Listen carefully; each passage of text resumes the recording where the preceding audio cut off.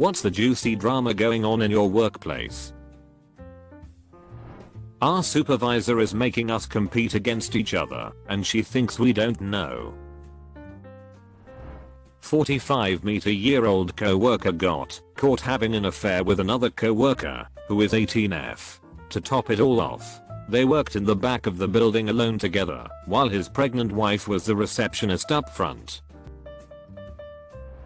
One of our full-time guys started dating a temporary seasonal worker on the low. Temp worker says she's moving away once her contract is up. He decides to tag along with her and puts in his 2 weeks. 2 weeks is up, and the seasonal worker suddenly has a change of heart and applies for the full-time position that's now open and ends up getting hired on as a replacement for our full-time guy. Ha ha ha. A water fountain in one of our buildings erupted in fire. No one is sure how a water fountain gets caught on fire.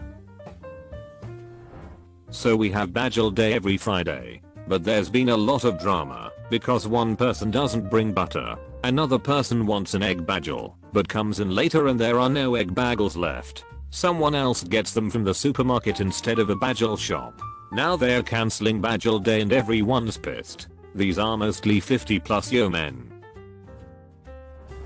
Construction site. Someone keeps clogging the portable urinals with tightly rolled toilet paper, and someone also keeps writing racist threats. Now they have an ARC who goes in after people to check. They're hot on the trail. We just got a new supervisor from within the company and everyone who has worked under him in the past has nothing but war stories. So far he's been decent, but he was being a big ass to us all one day, so one of our safety guys who have the authority to write up anyone and everyone for safety violations wrote him up for not wearing shaded safety glasses in a weld cell. Balsy moved by the safety guy, but he's basically irreplaceable to the company as he's the only one who knows how to operate and repair our aging weld robot systems. I work at a place that manufactures hose. Part of the process of making hose is inserting various types of nozzles into the end, then crimping it tightly to the hose so it does not come off. When we crimp a nozzle to a hose, it leaves a specific pattern that is unique to our crimper. We received a report that one of our customers' hose had failed at the nozzle. That's bad because when a high pressure hose fails, you want it to explode in the middle rather than at the nozzles. You want it that way because when those nozzles come off with several hundreds or even thousands of C of water in them, they're like a deadly weapon. So we put someone to their location and ask them to show us the house that failed. After 30 seconds he says, "This isn't our hose. It's not the same crimp spec or pattern." And then he left. It turns out that company had actually tried to crimp the hose on their own, using the wrong spec, which is why it failed at the nozzle. They were going to use it to get free hose out of us. That same company has given us many problems before, and we are considering dropping them as a client. Boss went out drinking with his 2 favorite pets. He bragged about getting a guy fired that he didn't like and told them who else is on his hit list. What boss doesn't realize is that his 2 pets are the biggest gossip snitch, 2-faced little whispers. Hey boss, if someone tattles and gossips to you, it's a guarantee they are also gossiping about you. At the restaurant I'm currently working at, my friend is now FWB with her ex-boyfriend's close friend, while the ex-boyfriend is desperately trying to get back together with my friend.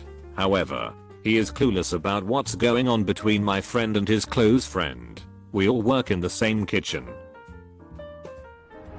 I work at a church and there's been a really big issue with people giving out the parish library after hours code to non-members. It's free to become a member, but you have to sign up, and somehow word got out to some homeless people who then set up a little motel in one of the back study rooms, and somehow it went unnoticed for about a week until cigarette butts started appearing in trash cans throughout the library building. It's not a very big building. So now there's this huge all-staff ML thread going on and on, people replying all about whose fault it is and how to fix this issue, etc. Edit: the people who set up the motel were not there when the evidence was discovered, so we couldn't talk to them to help them. Our church has a very good relationship with the homeless and low income in our town. Short of running a homeless shelter, we are more than happy to assist them. We have almost daily free meals in our parish center. weekly free food boxes with dry goods and fresh produce, and a weekly poor fund anyone can apply for to help with rental assistance or unforeseen bills. There are only a handful of other organizations in our town that provide services to the homeless, so we try our best to keep up with the demand, but we don't have the budget for a shelter. A new scheduling system is going into effect, so suddenly full-time employees are going from 35 to 40 hours to less than 20 hours a week. This will mean they no longer get benefits. All of this in the name of putting customers first. Because the best way to take care of a customer's needs is to make sure no one is here to take care of the customer's needs. A 35-year manager might have been dating a 19-year cashier. Very hush hush, but rumors do spread. Then they got caught kissing in the refrigerator. I work with my wife in 2 separate departments, but I just started working here. Someone started up a rumor that the new guy is having an affair with a woman in marketing, but they are 100% talking about me and my wife who works in marketing. Our FB department is having a hard time figuring out beverage cost. Bar manager calculated 23% for July, but corporate management has us at 27%. They reamed our asses. There were a lot of words said and threats made at our most recent department head meeting. The FB director and I started investigating. We met with the property's accountant and went through every invoice and sales report for the month meticulously, and it put us at 22.3% cost. At this point, either there are unreported costs, overstated revenue, loss theft or software malfunction. Unreported costs are unlikely, since costs are recorded in duplicate by me and the accountant. Overstated revenue is unlikely, since Macros, Opera, and M3 are all reporting consistent sales. Loss and theft have been ruled out, because a discrepancy this large would have made itself apparent when inventory was done at the end of every month. But corporate management refuses to believe that software malfunction could be giving them these numbers, saying not verbatim, "Your costs are shit. Fix it." Now everyone on the property thinks corporate has been lying to us, and that they've fabricated this story in order to force us to be more profitable for them. Otherwise, why wouldn't they be willing to look at the software as a possibility, especially since the FB director, bar manager, and accountant are asking them to double check their numbers. Oh, and one of the bartenders is ducking a waitress. Someone created an anonymous Gmail account and sent an email to all the offices in our region about illegal and unethical practices by a specific manager, but they never named who it was. The fallout from this is all our offices are being audited by the region manager, so we are running around making sure everything is up to date and in order. We recently got a new GM who seemed fine at first, but it has become increasingly obvious she doesn't know what she's doing being a manager. She's been giving everyone shit hours, except a few people she likes, basically because they're friendly with her, not because they're especially good at their jobs or preferred by customers, and is terrible at keeping track of who needs what days off, even when they text her, write notes, put cited through the online system, etc. My department supervisor, we make up most of the profit of the store, and under previous GMs a supervisor was basically our boss with very little interference from the GM is thinking of trying to transfer to a different store, which would probably lead to a bunch of other people quitting, beyond those who already have or are planning to. Using a throwaway for privacy. There's a coup shaping up right now. About 4 years ago we were purchased by a foreign company that cleaned house at the top ranks and decided to promote a new CEO internally to try and keep some stability. The final 2 candidates were the VP of Engineering, VP of Sales, and VP of Business Development. The VP of Engineering ended up being promoted and has done an abysmal job running the company. The VP of Business Development ended up working at a competitor after getting passed over for the promotion. The company has not grown as expected since the acquisition, and now the company that owns us is showing signs that they're ready for a shakeup.